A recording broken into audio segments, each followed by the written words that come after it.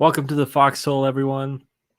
I'm your host, Nandor Fox Schaefer. Thank you for joining me on another one of my impromptu streams that I thought I want to do this because it's been a week since Manchild 1 issue launched on Kickstarter.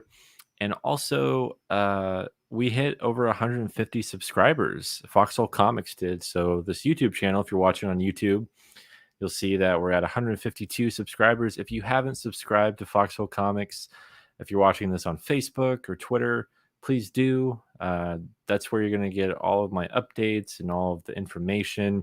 Streams like this, where we hang out, we talk about what I'm working on, how things are going, anything that I want to talk about, really. I wanted to do this stream because, like I said, it's been a week since the Manchild issue 1 Kickstarter launched, and I wanted to talk about it and talk about how it's going and just kind of hype it up and we can see how everything's going. Please say hello if you're in the chat. If you're watching on Facebook, YouTube, Twitter, I'd be happy to talk with you if you have any questions about Manchild. If you um, are on the fence about it, ask me questions about it. I'd love to answer any of those. If you're watching, just let me know you're here and we can hang out. This is a chill stream. This is a hangout stream where we're just going to hang out, talk about Manchild, talk about how the YouTube channel is going, and what the plan is for to get this book funded. Like, this is really exciting, and I just wanted to update everyone on how everything's going.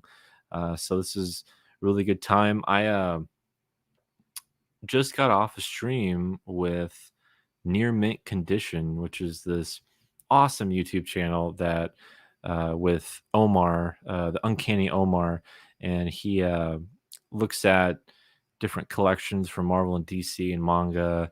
And let me go to it real quick because I'll share this with everyone because this was really exciting. I was really happy to do this.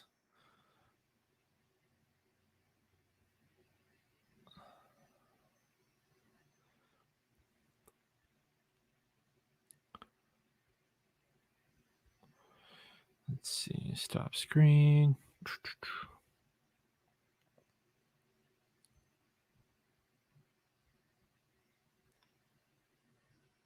Yeah, so this is Near Mint Condition. You can see right here, we just did a stream. He's starting this new Kickstarter segment called Kickstarter Comics Corner, and I was the first one on there, so that was really cool.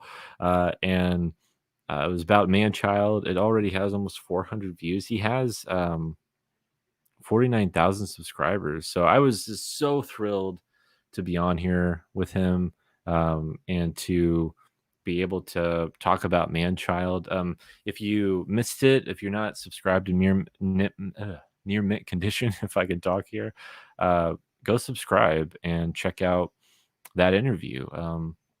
It was a lot of fun, and Omar is a great host and such a great guy, and I just felt really privileged to be able to be on his stream and be able to talk about Manchild with his audience. I really hope that it helps people see Manchild more, that they're able to give it a look if they never would have heard about it. This is the way they can hear about it. So I hope that it helps out. And so yeah, I was on Near Mint Condition. Go check that out. Subscribe to Omar's channel there. It was a pleasure to do that. You can see it right here. Um, Go watch that, and you can see us talk about Manchild and go over the campaign, and check out all of his other videos. They're really awesome. It's a great channel for comic book collectors, and I really encourage everyone to check it out. Um, so yeah, like I've been doing a lot of shows, and I just got done with that one, and I'm going to be doing more this week. I'm really excited about tomorrow because um, I want to get this up on here. Um, I want to talk about tomorrow's show. It's going to be on Comic Book Club, and I'm going to be on with Kyle Higgins and Sal from Comic Pop. So it's called the Comic Book Club. You can find their YouTube channel, and we're going to be doing an interview. We're going to be talking about Man Child, and Kyle Higgins is going to be talking about Radiant Black. He's a really good writer, and I had no idea I was going to be on with him. So this is really cool. Like, I'm so excited for tomorrow night. And yesterday I did an interview with Blurred Without Fear with Ernie Carruthers, and that was so much fun. So I really hope you guys will uh, keep up to date and check out those channels and watch those interviews. I have a lot more in store for this month, and I'm doing my best to get the word out there and to talk about Manchild and to back it and to share it with people. Um, like I said, this is it's been a week since we launched the Kickstarter campaign for Manchild issue 1, and I'm so stoked about it, and it's going really well. I'm really excited about it. Um, Added here, so we're at 1621 with 53 backers, 22 days to go. This is the first week, guys. This is where we're at, and it's pretty comparable to my previous Kickstarter campaign, for Seasons Volume 2 Summer. Um, Granted, this is only a single issue comic, so it's cheaper. It's only $10 instead of 20. So that means, if every book was $20, we'd probably be over, 2K or to the halfway point. Um, so this is still really, really good. And it's my second best campaign, I would say, in terms of how many backers and how much funds we've raised for it. And that's really exciting. I'm really happy about where this has gone. I'd love to hit 2250, get to that halfway point in the next day or two. That would be really cool. We have some great rewards for people that want to, really help the campaign out, and we can go over those. But I just wanted to update everyone and show you that we're at 1621. We have 53 backers, 22 days ago, so we got 3 weeks to go with this campaign. And let me know if you backed it. Let me know if you've backed Manchild. Let me know if you have any questions about it. If you have any questions about the campaign, I'd be happy to answer any questions, of course, and we can talk about it. Um, and I want to thank everyone for backing it so far. I really think we're going to hit over 100 backers, maybe even 150 by the time we're done. And it'd be awesome if we hit 200. That would be incredible. So I'm going to do my part in spreading the word and sharing it out. And you guys do that too. If you can let people know about it and just share it out for people so that they know that Manchild is on Kickstarter right now. I've been posting daily, doing posts about it and sharing it out, and um, doing my best to just get it in people's feed and like beat the algorithm and all that stuff. You're gonna hear me say that a lot just because that seems to be the issue a lot of the times. Like, people don't see it in their feed. I wanted to. I've kind of already gone over the campaign, but we can kind of see what's been selling here. We got 6 backers for the PDF. For the standard cover, we got 5 backers. For the collector's edition, we got 3. We got 4 backers for the Welby variant, 3 for the Tom Riley, 1 for the Nick Pitara, 4 for Tony Harris, and that's excluding the early bird ones. We'll get to those. 0 backers so far for the collector's edition with the art print.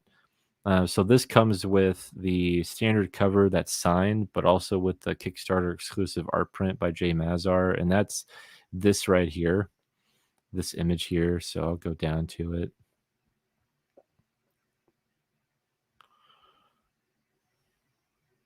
Yeah, so that's what that is. And then the variant cover, we actually have 7 backers for this. So there are people that want the variant cover signed and the Kickstarter exclusive art print. So this is you get to choose which one you want out of the variant covers. Um, so there, people have been this has been like the popular one. Got a retailer bundle taken already. And I want to let everyone know, yeah, you have to be a retailer to get this bundle. So you'll have to let me know if you're a retailer and if that's the one you want. If you're naming the acknowledgments, we got 1 backer on that one. Original sketch, 0 backers, and 1 backer for all the covers. So yeah, with this original sketch, you're getting a sketch by the artist Jay Mazar of Manchild. So you're going to be getting the sketch here, also art print, also the cover signed, and your name in the acknowledgments. So this is a really good tier if you want some, original artwork or something that uh, you can get from this campaign that's going to be really exclusive and rare. This is going to be, you know, original art besides the pages and besides what is done in the comics. So you can get a character from Manchild that Jay Mazar draws. Like I said, all covers. We got 2 backers for the Foxhole Comics bundle, which is awesome. This you can get all my books and 0 backers to be drawn into the book. So yeah, you can get drawn to the story. This one you can get everything, and it's a really good deal. Hey, we got William. Hey, William, what's up? Thanks for coming on, dude. Thanks for watching. Just celebrating here, just hanging out, going over the Manchild Kickstarter campaign. If you have any questions, let me know about it. If you just want to check it out, you can hang out with me here. Um, but yeah, just going over the campaign and celebrating. It's been a awesome time doing this channel and trying to get more subscribers and trying to get more backers for Manchild. Um, and we have 1 backer for the original art, and that's awesome. So you're gonna get this original art. So you'll get a page from the comic from the first issue, as well as a sketch and the art print and everything. So you get drawn to the book, name in the acknowledgments. You get a ton of cool stuff for that one, and that's the one that helps us out the most. If you want to be drawn to the story for 150, and then you're like, well, I want original artwork too, it's only $50 more. So I really did my best to make each tier feel like you're getting a deal for each one that we go above with. So the higher the tier, the better the deal and the more you get. That's kind of how I look at Kickstarter and how I think it's the best way to approach it. Haven't announced any stretch goals yet, but so this is where we are with what's available. Um, and yeah, guys, you got to pick up these variant covers. I mean, don't you want the Welby variant cover? Don't you want the Tom Riley variant cover or the Tony Harris or the Nick Pitaro one? Um, It's a lot of great names here, and a lot of great people that are contributing, and they deserve it. It's something they deserve. I wanted to go over the update. I just posted this update today, and I wanted to show off fan art because this is something that is really cool about this campaign is the fan art. And um, I've never done fan art for the previous campaigns that I've done. So, not for Seasons Volumes 1 and 2 or Lifeline. I never really saw the point of doing fan art for my books. Like I didn't know it was something that people would be interested in. So I thought I would take a stab at it with this campaign, and I thought that I would um, see if people would be interested in doing fan art for the book. And so in the latest update for the Kickstarter, um, my first update, we're 35% funded in 6 days. That's now 36%. Um, and we have some man-child fan art. So yeah, I want to show off here. I'll make it full screen again. This is by Daniel Buck.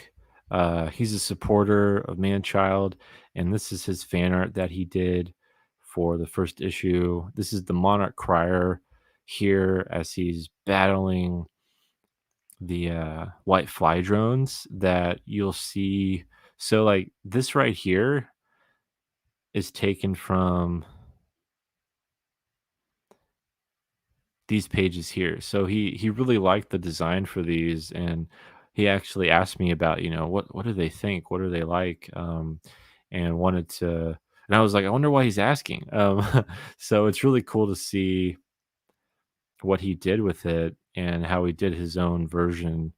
Um, where and it's cool because you see the Monarch Crier uh, taking out these white fly drones instead of the other way around where they're like swarming him. So I kind of like the difference in the battle here and how you can see this. But um, I'd love to make this. I'd love to have something in the first issue where we show fan art, like a fan art page, like with the acknowledgments page or something. Um, I think that'd be pretty cool. Or perhaps for stretch goals, making these art prints for the fan art. So if we hit 5,000 or 5,500, like everyone gets a free print. Um, I think that'd be really cool. So this is Daniel Buck's fan art. I really love it. Like when I saw it, I couldn't believe it, and this is how I feel about all of these. But this one in particular um, is just really cool. I mean, it is. It's super cool, and uh, I love the action. I love the way he interpreted these characters and uh, just how everything looks here. It's really great, and I love how like as he punches and breaks the body of this drone, you see lightning flash. So that's pretty sick. Then this one's by Dustin Tyree. He's a local artist in my area here. And what I love about this fan art piece is it reminds me of like a trading card. Like this could be a trading card. I'm thinking about doing trading cards for stretch goals.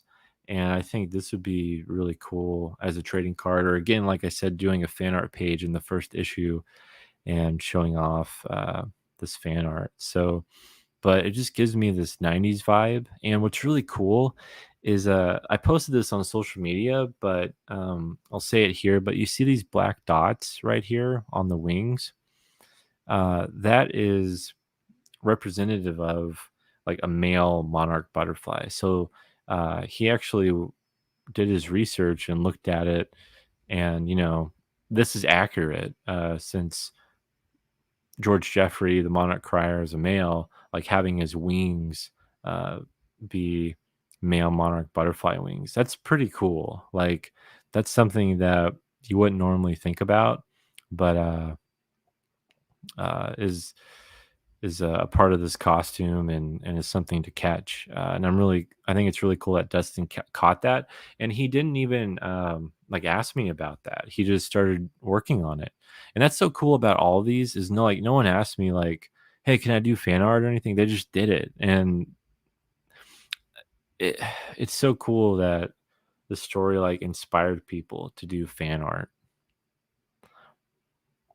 Like these two pieces are great. And I love it seems like people like doing the Monarch Crier like with the moon. Like because if we go to this next one, this is by Justin Ori and he painted this. Um and this is the most creative one. This is what I love about this one is how the wings are on fire here. So instead of just doing the regular butterfly wings, he made it his own, and it's it's really cool. Like that's it is such a good job with that. Um, and yeah, that's by Justin Ori. He's a buddy of mine, and this was the second piece that I got in. So this is all in order of how recent. So this is the most recent fan art piece, and then this one by Dustin, and then this one by Justin Ori. I love how they all took, they put their own spin on it, and these are just so cool. Like seeing everyone's interpretation, you can see the styles come out and like of your character. It's like whoa. And then, so this was the first fan art I got by Caden Quinn. If you're watching Caden, I'm showing off your art. One of my best friends, and he did this, and this was really cool. I really like all the um, different colors and the Jackson Pollock look for the background. um, but yeah, this is a great piece, and I'd love to have all these in the first issue, or like do a do a what do you say, a contest maybe. Hey Ace, thanks for showing up. Thanks for watching, and thank you so much for the congratulations. I had a great time on Not Near Mint last week with Ace and Rob and Miracle Man, and that was so much fun. So thank you guys for having me again and for letting me talk about Manchild and share it out. Um, it was a blast. So yeah, this I'm just hanging out, like we hit 150 subscribers.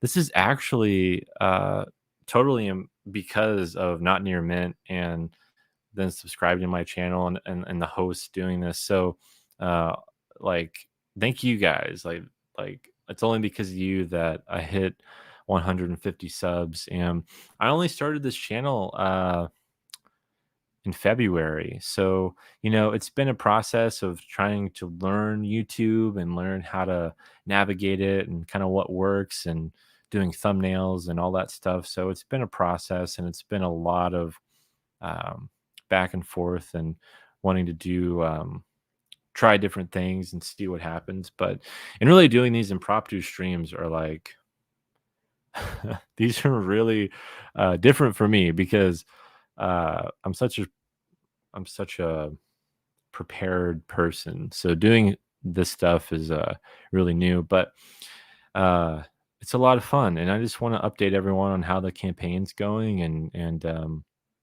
how it's all going. Like and show off this fan art. Really, fan art is really incredible. It's my first time experiencing it and getting it, so I love just how all these artists wanted to draw the Monarch Crier. I'd love to see fan art for Professor Pilgrim and uh, the different characters. Like as the series goes, that'd be really cool. Well,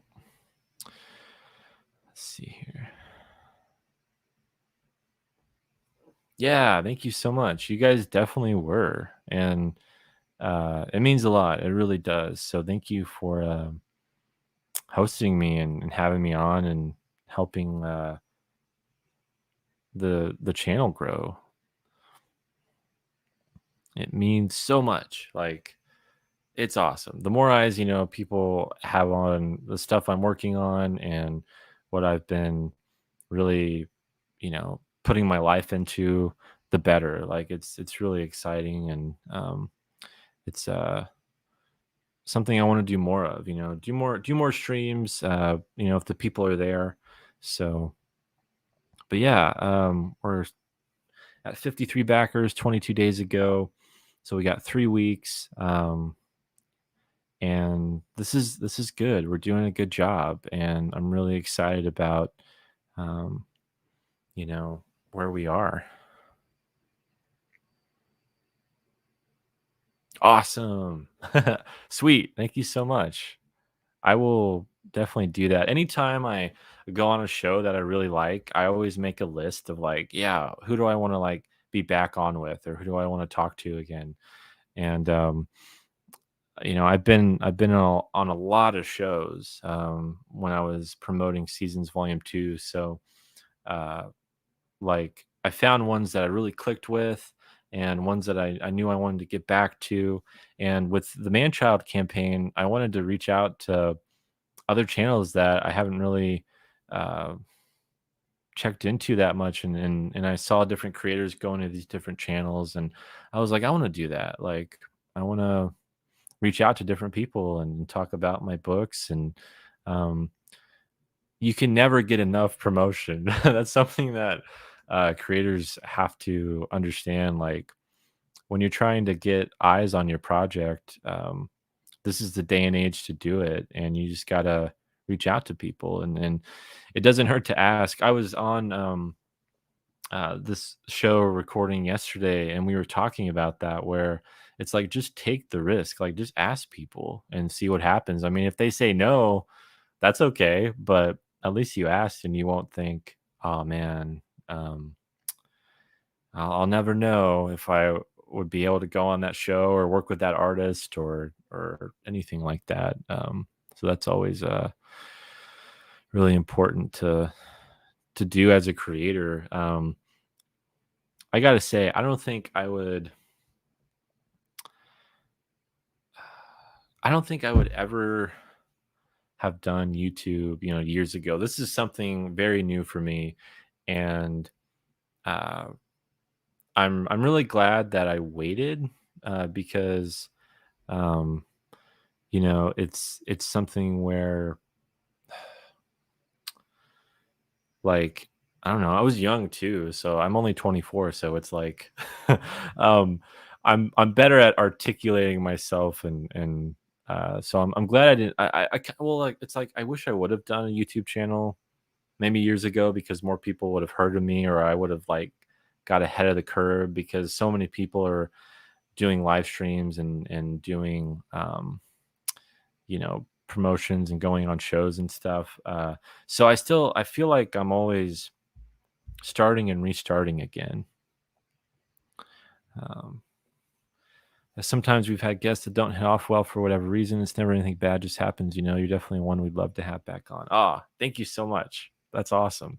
I'm glad. I had a great time on your guys' show, and I wish I would have had uh, books. Like, I wish I would have went to my comic book store so that we could have talked about what we got.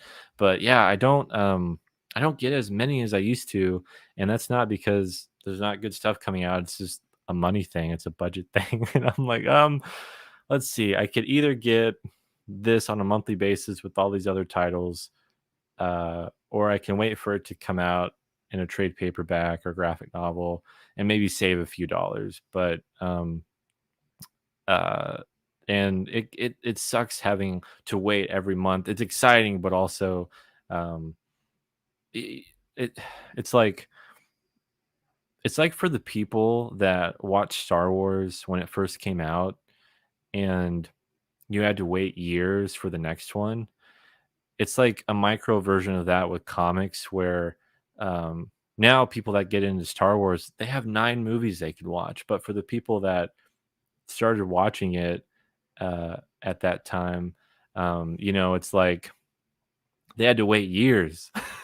And it's crazy to think about that. It's like, man, like, you guys had to wait years. You were there. So yeah, it's crazy. Yeah, like, I think most people do. I think the graphic novels become more of a digestible form of reading comics, and getting into comics now, because you get a full story, and a lot of people like getting a full story. Someone asked me with Manchild why I didn't do a graphic novel for it, because they want the full story right away. And I mean, I've done books, I've done graphic novels, and it's awesome, but it's a lot of money up front. I mean, like, if if there was if there was not any work done on Manchild, and I want to do a graphic novel, the funding goal would be a lot bigger, and the time it would take to get it done would be a lot bigger. So doing in single issues is just easier, and it keeps people interested because you'll get done with issue one, and then after they read it, you are ready for issue two, and then you can get issue two. So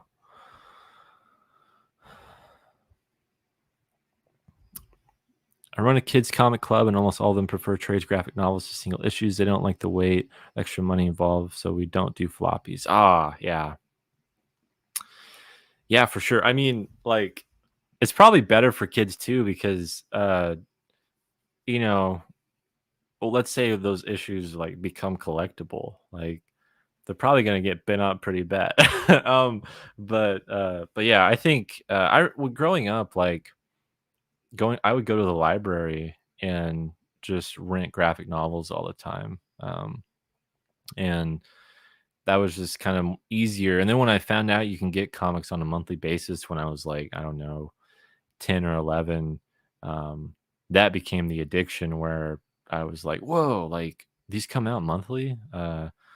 And yeah, it is more money. And I've done that. Like there've been some like image series that are coming out, like Decorum by Hickman, that I really wanted to get. And I got the first issue, and I was like, "Oh, man, like, I know when this comes out as a hardcover, um, it's gonna look a lot cooler, but also it'll probably be cheaper than paying, $4 to $5 a month for 8 issues, or it'd be, around the same, but then you can sit down and read it all."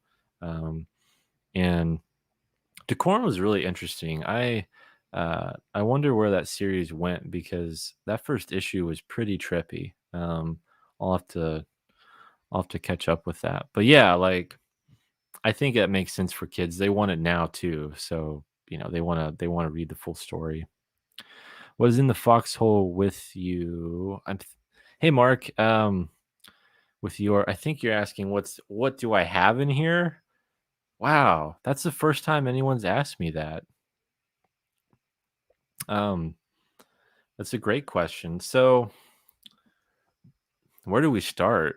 um, like like so like above me, I have some statues and stuff. I have a White Ranger statue. I have Star Lord. I have a Captain America. I have a John Wesley Ship Flash. Um, get this down here. So I'm a big fan of the '90s Flash TV show, and GameStop had these limited edition ones. And I wanted one, so I got one, and I think it's like yeah, it's numbered on the bottom, but this is one of my favorite things that I have. Um, so um, yeah, this is really cool. I'm a big fan of John Wesley Shipp and the '90s Flash show. If you haven't watched it, watch it. I don't know if have you watched that, Mark? Mark Hamill as the trickster, amazing.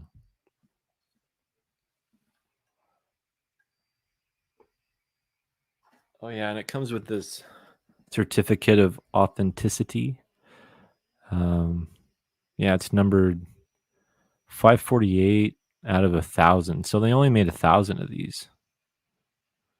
So I don't know if that'll, I don't know if that'll be rare, but oh, that's a great question, Mark. I'm really glad you asked me this because I can talk about stuff that I have. uh, so this is really cool. This is a vintage Return of the Jedi um, glass that I got at a flea market, and this came out 1983. I'm pretty sure. I'm pretty sure it's the original. Yeah, 1983. It says on there. So yeah, this is sorry for the glare, but yeah, this is an OG Return of the Jedi glass that I found. I went with my friends, my brother. We all hung out, went to this flea market, near St. Louis, in Chester or outside Chesterfield. Um, yeah, this is really cool.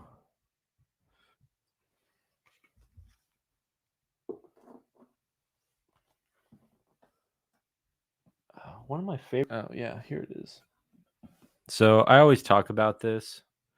Let's see, Ace said something. I do floppies because I'm impatient and love the discussions between issues. It's like the difference between watching a Marvel show week to week versus binging it. There's added fun in the monthly wait. Yes. Yeah. I mean, that's what wins me over, because you could wait a year for the storyline to be done. Everyone's already going to be talking about it, and you're going to feel kind of left behind. So um, I'm I'm that way of like with series that like I really love and that I really need to get. Um, and it's always cool that you get that backup with the trade just in case. But I think it's pretty sweet when you learn, hey, like I can read these monthly, and then you can talk about it with people on a monthly basis. And I mean, it makes cliffhangers, it makes the storyline feel more urgent and exciting, and that you were there when that happened. And so yeah, I think you make a great point because I think that's the best thing about single issues, is you're there when it comes out. You're one of the first to read it, and then you wait to talk about it, and it can be a lot of fun. Um, I was gonna bring this up. So this is an original Pepsi can that's still full. This is not empty. From the Phantom Menace from 1999. It might have came out.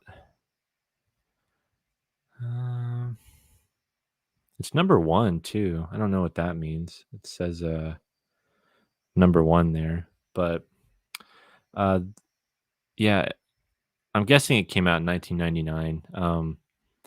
But yeah, this is still full. I remember my aunt gave me this. I would have been like 3 or 4 years old, or like something like that. Um, and uh, yeah, so like I've kept this this whole time. So it's been what, 10, 20 years. Yeah, it's been over 20 years. So yeah, you remember them. Cool, cool. Well, that's cool. I've looked for the other ones. I don't know what other ones they made, but I did collect soda cans for different Marvel movies. Um, some of them got. I don't know if I have any anymore because some of them like exploded or like evaporate. I don't know. Like the soda in the can. This is the one can of soda that I've had that didn't like, I don't know, like the sun hit it and it corroded it or something. Like this one is in pristine condition, so I'm sure it tastes amazing too. But I do not want to try it. But yeah, as far as what I have on this shelf, people like to point out this a lot. So this is Star Wars number one, uh, signed by Howard Chaykin. This is a collector's item that I really enjoy. That I had to get, of course. And I don't think it's. I was talking to someone about this. Like this is the 30 cent one, and I think the rare one is the 25 cent one. So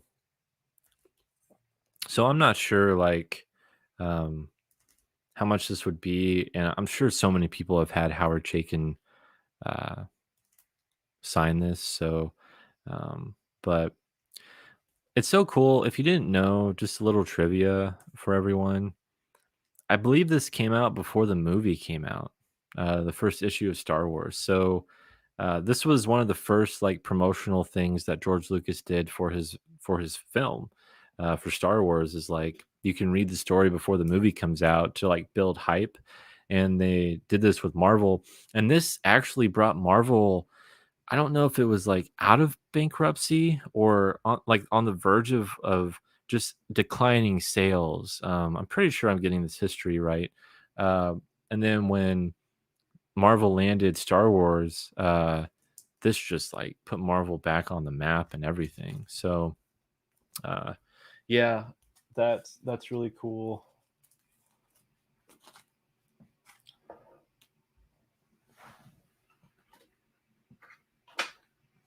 Also, I got this as a Christmas present. And my mom found this actually. This was like a year or two ago, um, for like $4 at Goodwill. And this is a bust from, I think his name is Patriot, from J. Michael Straczynski's Rising Stars comic that he did with Image or like Top Cow. And she thought that this was Captain America. Which it's not. But so that's why she got it. But if it was a different character, but I like Rising Stars is awesome. So um I really, really like this bust. It's pretty sweet. I don't know how rare it is either. But it's a cool one.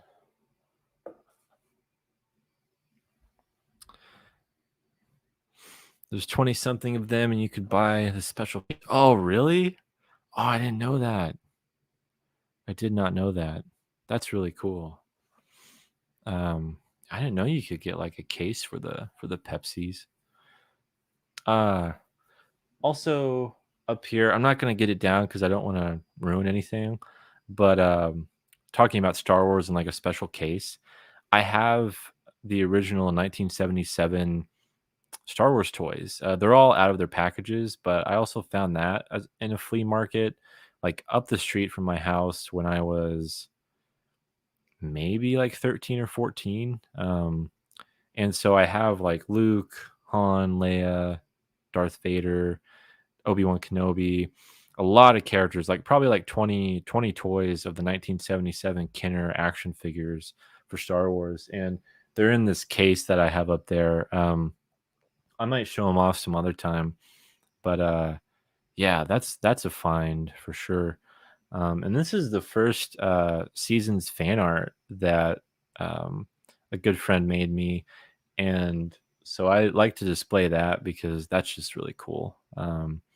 So that's I guess that is one fan art that someone made me. That so so yeah, but book wise, I own a ton of Star Wars novels. I'm a Star Wars novel nut. I've read almost 50 Star Wars novels. So I'm reading the High Republic stuff right now. I read Light of the Jedi. I haven't read Rising Storm. That's my next book that I want to read. I want to keep reading all of the comics, all the High Republic stuff, just because it looks really cool. It's a neat era to investigate. I mean, I don't know exactly like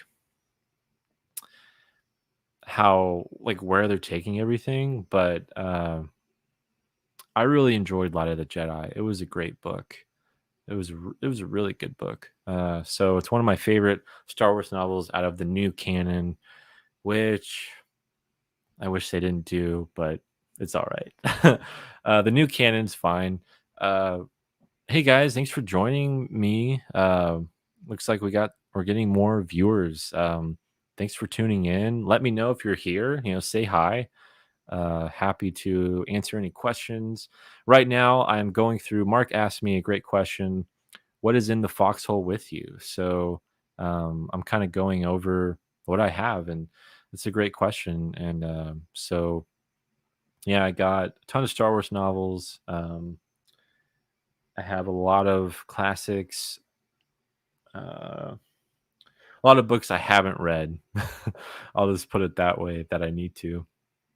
Also, so going to this shelf, I have these Fantastic Four statues up here. I'm missing Thing. I need Thing. These are Bowen statues.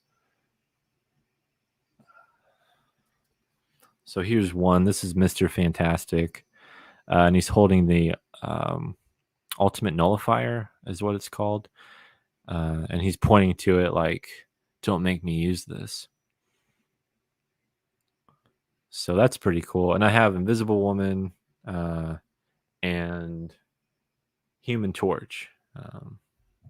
So yeah, I need the Thing. I wasn't able to get him. These came in like a 3-pack, and Thing came separately, of course, because they want your money. um, but yeah, this is Mr. Fantastic, and I need to find Thing because it's not complete, guys.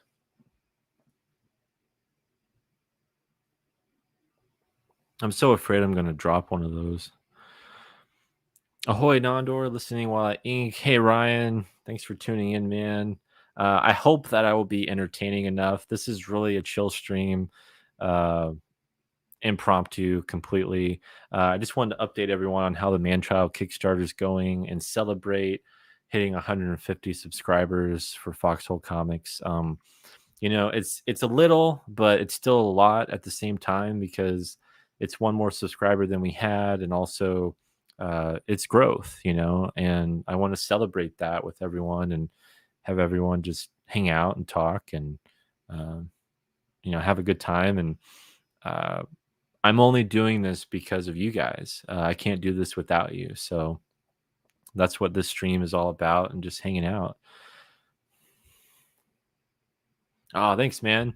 Congrats on the subscriber count. Thank you. Yeah, it's awesome. I'm hoping to continue growth. I mean, I've been trying to do weekly videos or bi-weekly videos. I've been behind on some things because of the Kickstarter, so I'm trying to make up for the videos I don't post by doing streams. So I hope that kind of helps out and gets people still interested in what I'm doing and interacting with everyone. That was the biggest reason for doing this channel, is being able to interact with fans and have people ask me questions about myself or what I'm working on. Definitely, what I'm working on. I love sharing that. So it's really a lot of fun. Going back to what's over here, I have the Absolute Edition of Watchmen. So that's like up there. uh, and I have a Nathan Drake statue that came with the collector's edition of Uncharted 4. I have a let's see. I actually have a couple pop figures, but not a whole lot. I'm not really a pop collector, but this is Elliot from Mr. Robot. This is Rami Malek's character from the Mr. Robot series. And this is like the only toy or like merchandise you can get for Mr. Robot, or like from Mr. Robot. I mean, besides maybe getting like a patch or a hoodie or a pin or something, they didn't really make any figurines, which I kind of wish they would have, because I'm such a huge fan of the show. So, um, yeah, this is one of the few pop toys that I have. I also have some Doctor Who figurines. I'm a big Doctor Who fan. This is one of my favorite things that I own. It's a Machine Man. Let's see if that will focus. But it's just a little piece. It's metal. It's pretty heavy. But I fell in love with Machine Man because of Jim Kruger and Alex Ross's Earth X trilogy. So my comic book store was selling him, so I got him. But big fan. I picked up the Barry Windsor Smith 4-issue limited series. I'm missing, I think, issue 2 or issue 3. But I didn't know Barry Windsor Smith did a Machine Man series, and it looks awesome. I haven't read it. I want to get the other issues, but I really need to read that. But yeah, this is really my graphic novel shelf. Like I have all my books here that are comics. Mostly, I have uh, some Doctor Who books and some like guides and stuff. Machine Man is great. Ryan says the Barry Windsor Smith stuff and the Kirby stuff is great. Yeah, yeah, totally. Machine Man is the best in Next Wave, though. Yeah, yeah.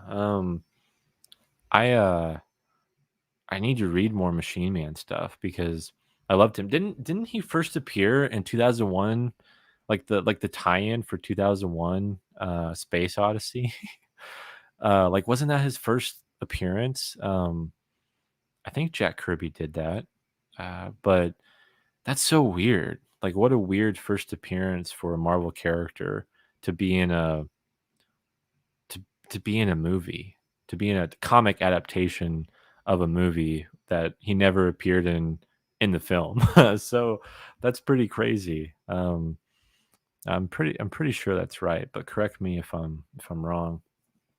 Uh, yeah, and I have um, yeah, just a ton of books.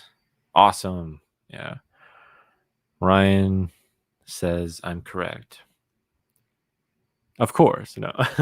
That's good. I'm glad I wasn't giving out wrong info there. Yeah, so I have just a ton of graphic novels.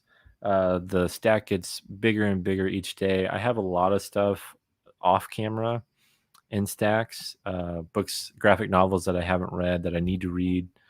That includes, I can see them from here, Batman Earth One, volumes 1 through 3. I haven't read those. East of West, volumes 8, 9, and 10. I need to read those. I uh, was getting the trades for East of West as they were coming out, and then I just fell off at one point, and I finally finished getting them all. So I'm really excited to see where East of West goes. I might have to refresh myself on because it's been so long since I've read those. Um, this was one of. Let me see if I can get this out.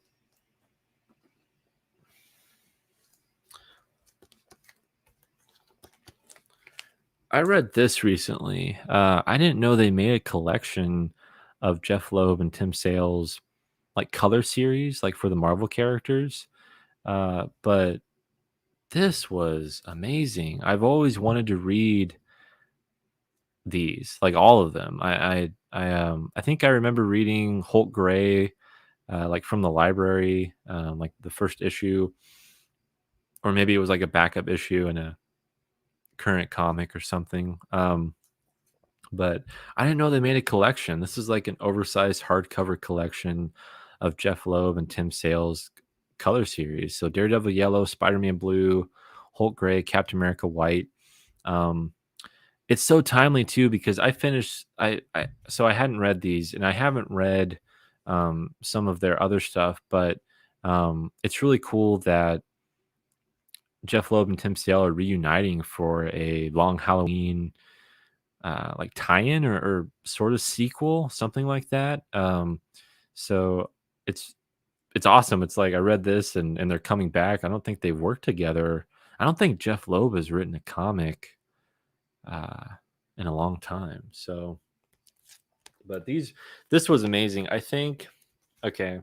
I think if I were to rank these, uh, my favorite Daredevil Yellow. I think that was my favorite one.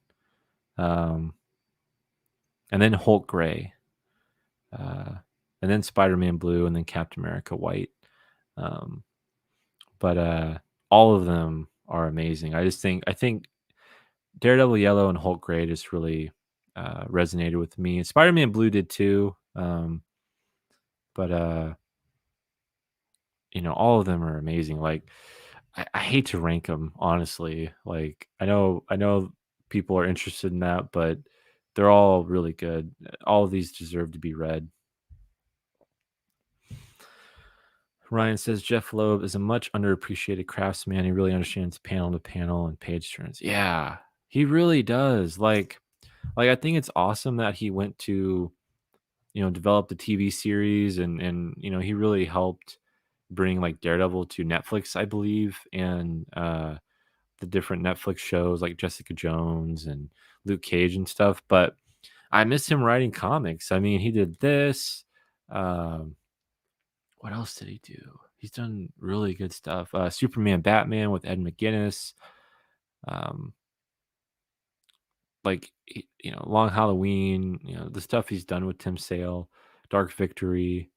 Uh, he's a great writer. He really is. Like, he understands these characters super well and is able to um, just bring them to life in a way. And it's interesting kind of talking about this because I was reading these while I've been writing Manchild, and um, these are very much in the same spirit of Manchild, of being a tribute to Stanley and Jack Kirby, and revisiting these characters and telling it in a modern day setting, or putting a modern spin on it. Um, it's really, really timely to kind of be talking about this. So I'm glad I brought this up.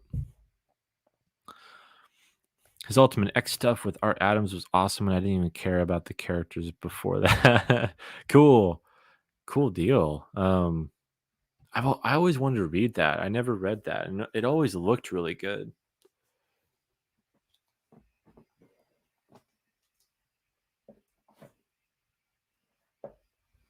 All right, make sure that doesn't fall over. Yeah, he did a lot of Ultimate stuff. I know that. Um, I know he did a lot of the like new Ultimates, and kind of when they were rebranding it with Mark Millar, like later on when they kind of relaunched stuff. But yeah, I know um, he's one of the best writers from the '90s and like early 2000s, and really, really good at getting to the heads of characters and being a um, good at characterization for sure. I have, let's see. I've been reading recently. I finished. I've been trying to catch up on what Ed Brubaker's been writing. So he's been doing these original graphic novels like Bad Weekend, All My Heroes Are Junkies, Cruel Summer, Pulp, those books, and they've been excellent. I haven't read Cruel Summer yet, and I haven't read Reckless, but I've read My Heroes Are Junkies, uh, and um, Bad Weekend, which is really good, and Pulp was really excellent. Ultimate X 5 issue run has a clever narrative structure to each issue. Really? Oh, cool. I'm gonna have to check that out. Yeah, I'm always I kind of want to collect all the Ultimate stuff since they're not doing it anymore. Um, it almost feels like, I mean, you literally can get a whole universe, like, years of stories, and get a beginning and an ending, sort of. I know some characters made their way into the 616 universe, but I think it's really neat that um, they did it for so long, and um, they at some point, they had to end it. So it's like you can start it from the beginning and kind of end it and get a full story for some of the characters. But I read some of Ultimate FF, and uh, a few other titles that came out with some of like Hickman's Ultimates, because I'm a major Hickman fan. That was really good. But yeah, I need to go back and read the earlier stuff too. Let's see what else we got. Let's see if let's see how the campaign's going. Let's check in.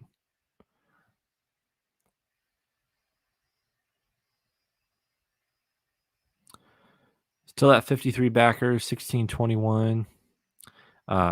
Please back Man Child. I will say it now. If you haven't, everyone watching, I'd really love your support. We're at 1621. The goal is 4,500. We have 53 backers. We have 22 days to go. This is a project that I've been working on for a couple of years. I'm actually going to be on Ryan's show, The Comic Ship, coming up, I believe next Monday. So that's awesome. I'm really excited to be on your show, Ryan. Thanks for tuning in now, and I can't wait to talk about Manchild and the story and the artists that are part of this. Um, I'll feature them again just because you're these are great artists. You got Welby, who worked on Marvel's X with Jim Kruger and Alex Ross. It's the prequel series to the Earth X trilogy that just came out. And he did this beautiful, majestic cover of the Monarch Crier. And we got Tom Riley. You have Rufus in the background. This is the only cover that features Monarch Crier, Professor Pilgrim, and Rufus. So the three main characters on one cover. And they are fighting outside his window, the world outside your window, Marvel Comics. And yeah, Ryan says, heck yeah. Yeah, heck yeah. I'm really excited. And yeah, so this cover here is done by Tom Riley. He did everything. So did Welby. All these guys except Nick Batara, colors by Mike Garland. But they did pencils, inks, colors, everything. And so yeah, this cover is great. Both of these, Welby and Tom Riley's, are $15, free shipping in the U.S. And then Tony Harris, uh, Eisner Award-winning artist for Starman. If you haven't read Starman, amazing, amazing run. And Ex Machina with Brian K. Vaughan. He also did a Marvel Knights series about Doctor Strange. It was a 4-issue series. He also did the C-3PO like little mini series after The Force Awakens came out. He did that with James Robinson. Also Nick Batara, we have here, who again worked on Manhattan projects with Hickman and the Red Wing. Let me see. I'll make myself full again. I'll show those real quick. I showed these off in my videos, but so yeah, there's Manhattan projects. So you can see Patara. And this is a great series. Hilarious. So much fun. Really dark. And he also did Red Wing with Jonathan Hickman. Yeah, Nick is amazing. Like, he's so good, and he's done amazing work. This I love Red Wing. Like, this has probably fallen under so many people's radar, but Red Wing is such a great story. It's about like how I look at it is a rebel pilot from Star Wars. Like, how would I pitch this? A rebel pilot from Star Wars goes back in time to like save the future.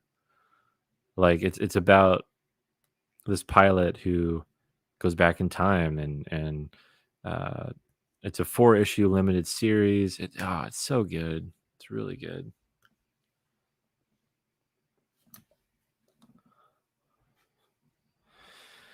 I absolutely loved MP, Ryan says, and all that Hickman image stuff is tops. Yes. Yeah.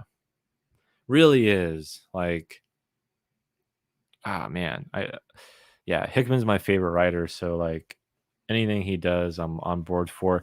Um, this is a good segue. Not to, I don't really want to cover news very much, just because kind of everyone does that, and I kind of just want this to be a celebration. But um, did you guys hear about? Um, oh wait, we got a question from Ryan. Have you read Razzled by Jeff Smith? Is that an acronym? No, I don't think I have. Um, by Jeff Smith. I don't know if I've read much by Jeff Smith. I'll have to look that up and check it out. But yeah, I haven't read that. Um, I was just gonna say, did you guys see what James Tynan and Jonathan Hickman are doing with Substack? I know that's like all the Twitter rage right now, so I'm sure you have. But just speaking about Hickman real quick, um, I mean, it's really interesting what's going on with the industry and with writers and creators, and um, it's making me go, oh man, do I need to make a Substack? Um, see, Ryan says, yeah, 8 issues, time traveling art thief. Ah, that looks good. That sounds good. Cool. Good for them. Yeah. Yeah, it is good for them. For sure. And like, I don't, I mean, I think it's like, so I read James Tynan's newsletter, and he seems so excited and so happy about being able to go to Substack. And like he said, the contract they were giving him was like a dream come true. So it must have been, I mean, like, I'm so happy for them. Like that is awesome. And that's something that uh I think we're gonna see James Tynan's best work, and we're gonna see some of Jonathan Hickman's best work. I think Hickman has so much behind him. Like everything he's done has been pretty amazing. But it makes you wonder, like, oh, whoa, what's Hickman gonna do with this new way of distributing comics and like doing art? And he's working with some really good writers and artists on it. Um, and I think it's crazy. It's just crazy to think that they're getting better deals somewhere else. And it makes sense because as someone who is an indie, I mean, I love to write major characters, but it kind of would suck like having to uh, have everything fit a timeline, and like, yeah, you have to do 20 pages, and like it does feel like it would get in the way of what you can do creatively. Um, easily 6 figures plus. Yeah, yeah. I I really have no doubt about that. I think I think that's awesome for them, but they're doing so many titles too. Like James Tinian has a lot on his plate. I don't even know how he wrote that newsletter. It's so long. I was like, oh my gosh, it'd take me forever. Uh, but he seems really, really excited, and I'm happy for him, and I'm happy for Jonathan Hickman and Nick Spencer and all those guys doing that. And I think uh, I don't know. It just makes me wonder, like what that looks like for them, and makes me more interested in what Substack is. But because yeah, I saw someone comment on Twitter like, "Wait, what is that? Like, why is everyone talking about this?" It's like when people started talking about Zoom last year during the pandemic. They were like, "Zoom, uh, like you." Don't you use Zoom? It's like, wait, what? Like, what's that? What's Zoom? um, and so it's like everyone's talking about Substack now, but I'm happy for them. I think that's awesome. And what's really cool too is all those books are going to come out in print anyways. So, that's what I'm happy about. Is like, do what's good for you and like financially good for you. Um, but don't just make it only digital because I'm still a physical reader. I like reading physical books.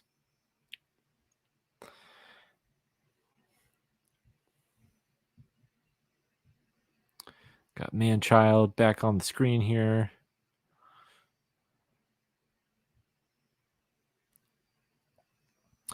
What what are you inking, Ryan? What are you working on? Tell me that.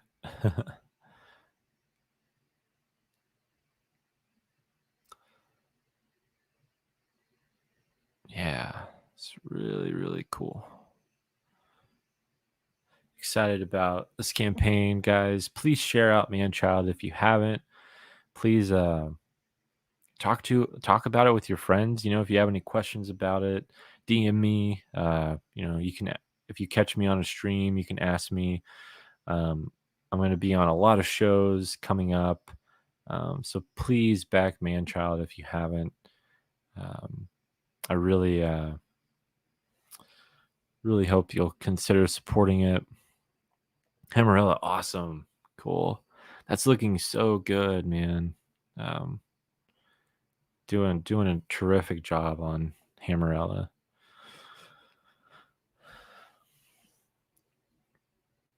Man, let me think. I think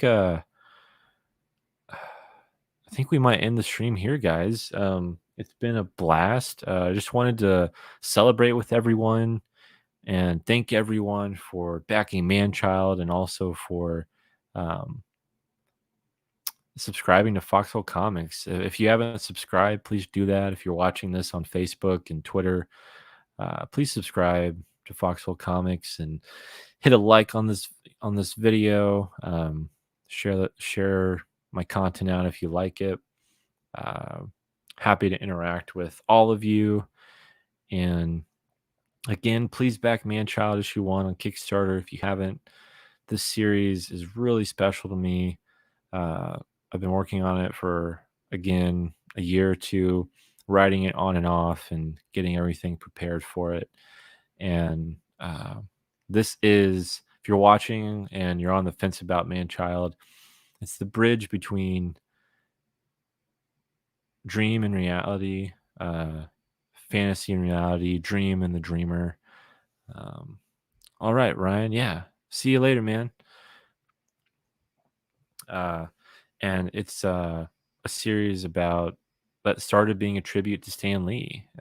You'll see little Easter eggs about Stan Lee and about just um, his life and what an inspiration it was, and how much of a impact it had on me, and doing all this research about him.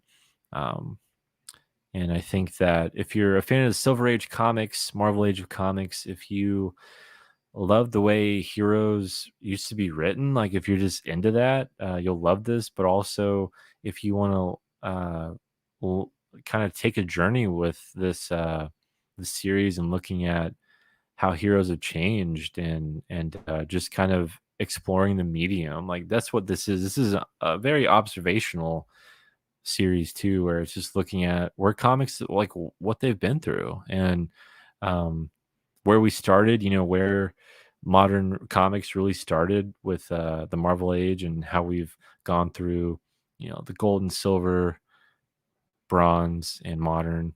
um and it's a comic book for comic book fans. If this it's a very broad statement there for target audience, but that's what this is. I mean, it is for the old and the young.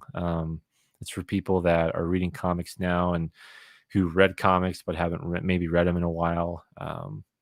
And it's a celebration of Stan Lee. It's a celebration of comic books and of storytelling and how storytelling has changed in comics. So it's really exciting.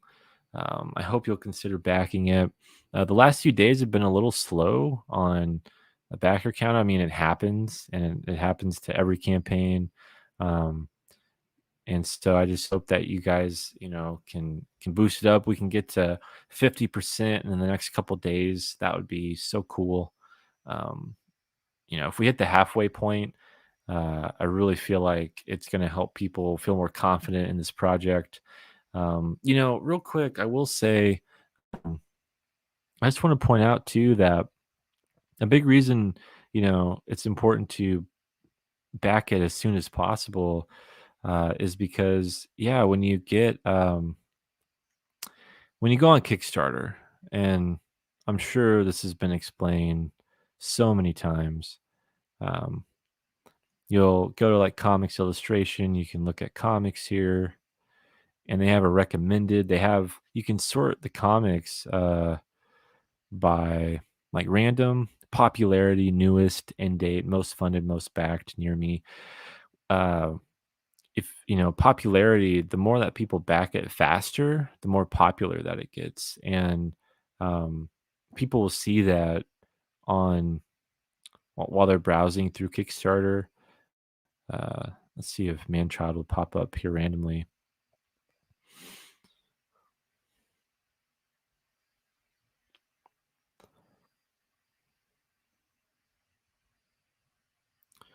I don't know.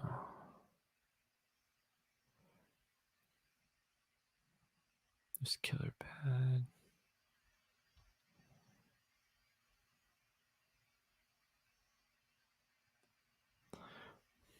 And this is random, so there's so many projects going on, and people have to find it, and the more popular it is, the easier it'll be for people to find it and to like stumble upon it just naturally.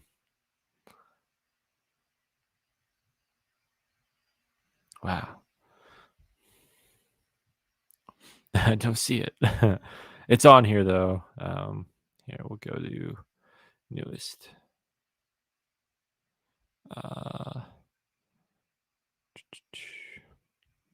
we'll look at comic books because that's where it's under.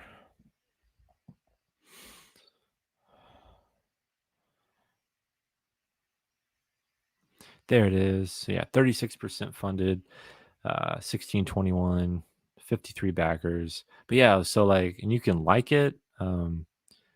You can get more like this, if you like it. You can remind you to when, it's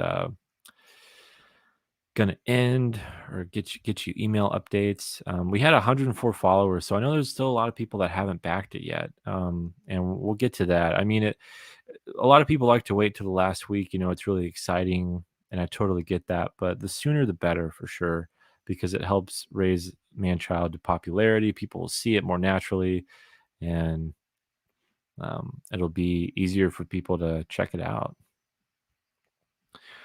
Well, anyways, guys, I'm gonna close it out here. Just wanted to have fun with everyone. Thanks, Mark, for the great question about what's in the foxhole. Love talking about and sharing some of my stuff. Thanks for everyone who stopped by. Ace, Ryan, uh, William, everyone who tuned in. Really, really appreciate it. Please back Manchild on Kickstarter and share it out if you haven't backed it yet. If you have backed it, please keep sharing. Please let people know about it. Um, if you have any questions, like I said, let me know. This is a really exciting time, and I just can't wait to get this book into people's hands. And I can't wait to get Seasons Volume 2 in people's hands. That's still coming. I'll be shipping out copies this month. I should be getting them this month in a week or two. So everyone just sit tight with me for that. If you believe in my work, if you believe in what I'm doing, please back Manchild. I'm only going to be able to keep making comics because of you. And the only way I can keep telling my stories is because of you. So I need you guys. Like, it's just the truth.